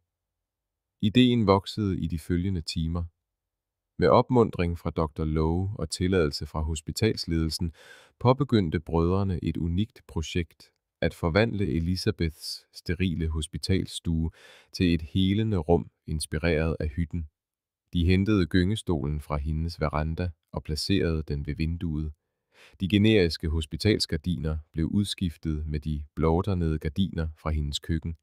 Et lille elektrisk duftapparat spredte duften af fyrtræ og bjergets urter. De installerede en maskine med naturlyde, der afspillede den blide mumlen fra bækken, som løb forbi hytten. Men det mest betydningsfulde var, at de dækkede en hel væg med et gulv-til-loft-fotografi af udsigten fra Elisabeths soveværelsesvindue. De tåede bjerge ved solopgang, den samme udsigt, hun havde drømt om at vågne op til i årtier. Da Elisabeth vågnede helt næste morgen, havde hendes stue gennemgået en bemærkelsesværdig forvandling. Hendes øjeblikkelige forvirring veg for en henrygt genkendelse, da hun tog de velkendte elementer fra sit elskede bjerghjem ind, som nu omgav hendes hospitalseng. Mine drenge, mumlede hun, hendes tale mærkbart klarere end dagen før. I har bragt bjerget til mig. Dr. Ramirez ankom den eftermiddag og talte med Elisabeths lægehold, før han mødtes med familien. Hans analyse af hendes journaler førte til en grundigere undersøgelse, hvorefter han satte sig ved hendes seng med et udtryk af professionel nysgerrighed. Fru Thornton, deres neurale reaktionsmønstre er ganske bemærkelsesværdige, bemærkede han. Dr. Lowe har vist mig sammenhængen mellem deres sanseindtryk relateret til hytten og deres indikatorer for bedring. Han pegede rundt i det forvandlede rum. Denne ukonventionelle tilgang ser ud til at have målbare fordele. Jeg kan mærke forskellen, bekræftede Elisabeth. Hendes højre hånd, der før havde været næsten ubevægelig, kunne nu gribe fat om kanten af sengetæppet. Når jeg er omgivet af dele af mit hjem, føler jeg mig stærkere. Dr. Ramirez tog noter på sin tablet. Der forskes mere og mere i miljømæssige faktorers betydning for helbredelse, men dette er et usædvanligt tydeligt tilfælde. Han så på brødrene. Jeres mors forbindelse til hytten ser ud til at aktivere psykologiske og neurologiske reaktioner, der supplerer vores medicinske indgreb. Efter yderligere tests og konsultationer præsenterede Dr. Ramirez sin vurdering. Slagtilfældet havde været relativt mildt, med lovende tegn på betydelig bedring. Mere overraskende var hans anbefaling vedrørende den eksperimentelle leukemibehandling. Jeg mener, vi bør fortsætte protokollen med visse ændringer, forklarede han. Fru Thorntons bemærkelsesværdige reaktion på sit hjemmemiljø antyder en stærk forbindelse mellem sind og krop, som rent faktisk kan forbedre behandlingens effektivitet. Han så op og mødte deres håbefulde blikke. Det jeg foreslår, der er en smule uortodokst. Så snart hun er stabiliseret, vil jeg fortsætte hendes behandlinger i selve hytten med en hjemmesygeplejerske. Det helende miljø, I har skabt der, kan være lige så terapeutisk som enhver medicin, vi kan tilbyde. Sollyset sivede gennem tågen, der steg op fra dalen, mens Elisabeth forsigtigt trykkede den lille stikling ned i den forberedte jord. Hendes bevægelser var velovervejet, men stadig mere sikre. Svagheden i hendes højre side viste sig nu kun som en let rysten. Hun pressede jorden blidt omkring den spæde plante, en af dusinvis af grøntsags- og urtestiklinger, der ventede i bakker ved siden af hende. Det var den sidste morgenfrue, kaldte hun til Michael, som var ved at bygge et simpelt espalier til klatrebønderne i nærheden. Vi tager Wendlerne som det næste.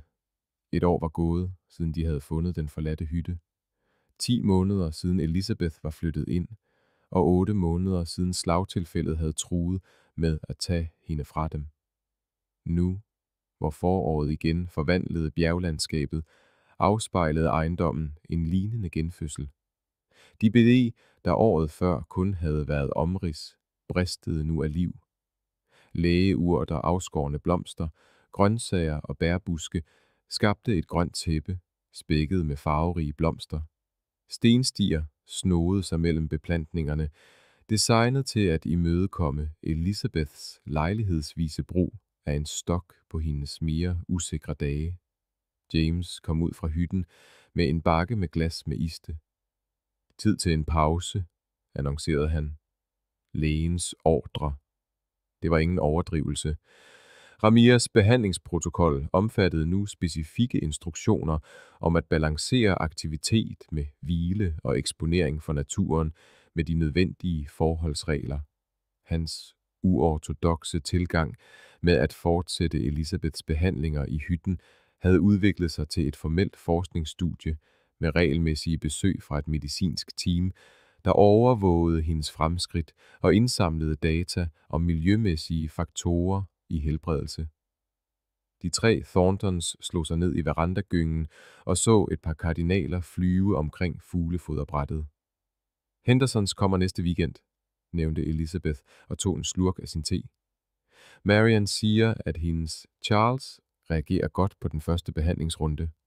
Det, der var begyndt som et personligt helle, havde gradvist forvandlet sig til noget mere. Efter at en artikel om Elizabeths usædvanlige bedring var blevet offentliggjort i et medicinsk tidsskrift, havde Ramirez henvendt sig til familien med et forslag. Ville de overveje at lade andre patienter i hans studie opleve hyttens terapeutiske miljø? Brødrene havde bygget et lille gæstehus i udkanten af ejendommen, og nu kom en roterende gruppe patienter på korte ophold for at opleve bjergtilflugtsstedets helende kraft. Jeg skulle have lavet velkomstkurvene færdige til dem, sagde Elizabeth. Mønten er perfekt til at tørre nu. Ingen hast, mor, mindede James hende blidt om. De kommer først om 5 dage. Elizabeth smilede og anerkendte sin tendens til at presse sig selv for hårdt. Hendes helbred var stadig skrøbeligt. Leukemien var under kontrol, men ikke besejret. Men hendes livskvalitet havde ændret sig. Dr. Ramirez' regelmæssige besøg bekræftede, hvad de selv kunne se. Hun oplevede, hvad han kaldte sygdomsstabilisering med optimering af livskvalitet. Et klinisk udtryk, der ikke kunne fange den simple glæde, der var tydelig i hendes daglige tilværelse. Jeg har tænkt, sagde hun efter en behagelig stilhed, på Dr. Millers dagbog og hans arbejde her. Michael nikkede opmuntrende. De havde indarbejdet meget af den gamle læges visdom i restaureringen af ejendommen. Han havde været på rette spor. Elizabeth fortsatte. Noget, som den moderne medicin sommetider glemmer. Helbredelse handler ikke kun om kroppen. Dr. Ramirez siger det samme, bemærkede James. Det er derfor, han har udvidet studiet. Elizabeths øjne fulgte en sommerfugl, der dansede over urtehaven. Jeg har samlet noter, mine observationer af vores gæster, hvilke planter, der ser ud til at hjælpe med forskellige symptomer, de følelsesmæssige mønstre, jeg har bemærket. Hun tøvede. Jeg tænkte, at en bog måske kunne være til hjælp for andre som os. Brødrene udvekslede blikke af stille stolthed. Deres mor havde altid været en omsorgsperson, en hjælper. Selv i sin sygdom fandt hun måder at udvide sin omsorg til andre på. Det synes jeg er en fantastisk idé, sagde Michael. Jeg kunne hjælpe med layout og fotografering, og jeg kender et lille forlag i Asheville, der specialiserer sig i bøger om regional sundhed. James tilføjede, dem der lavede guiden til Appalachia-bjergenes lægeplanter. Mens samtalen bevægede sig over på projektets praktiske aspekter, kørte en velkendt bil op ad indkørslen. Susan Chan kom hver uge for at tjekke Elizabeths vitale tegn og indsamle prøver til forskningsstudiet. I dag medbragte hun flere medicinske forsyninger og post, herunder de seneste testresultater. Senere efter at Susan havde afsluttet sine medicinske opgaver, spiste hun middag med dem på den udvidede terrasse med udsigt over dalen. Aftenluften bar duften af blomstrende blåregn og den fjerne lyd af natteravne, der begyndte deres aftenkor. Dine tal er stabile, bekræftede Susan, mens de nød den friske salat fra Elisabeths have. Dr. Ramirez er meget tilfreds. Ikke mere snak om mit helbred, sagde Elisabeth bestemt. Fortæl mig om din datters ansøgninger til college. Mens samtalen gled over på hverdagens emner, så Elisabeth rundt på sin udvidede familie ved bordet. Hendes sønner, Susan og hendes mand, som var blevet nære venner, og Rye og Dorothy, som ville slutte sig til dem til dessert senere. Hytten var blevet præcis, hvad hun altid havde drømt om. Ikke kun et hjem for hende, men et samlingssted fyldt med kærlighed, formål og helbredelse. Skyggerne strakte sig ud over dalen, som aftenen faldt på, men Elisabeth fandt sig selv i at se fremad i stedet for tilbage, mod morgendagens havearbejde, mod Henderson-familiens besøg, mod bogprojektet, der tog form i hendes sind, mod endnu en solopgang, hun ikke havde forventet at se, fra bjerghjemmet, der havde givet hende ikke kun et tilflugtssted, men fornyelse.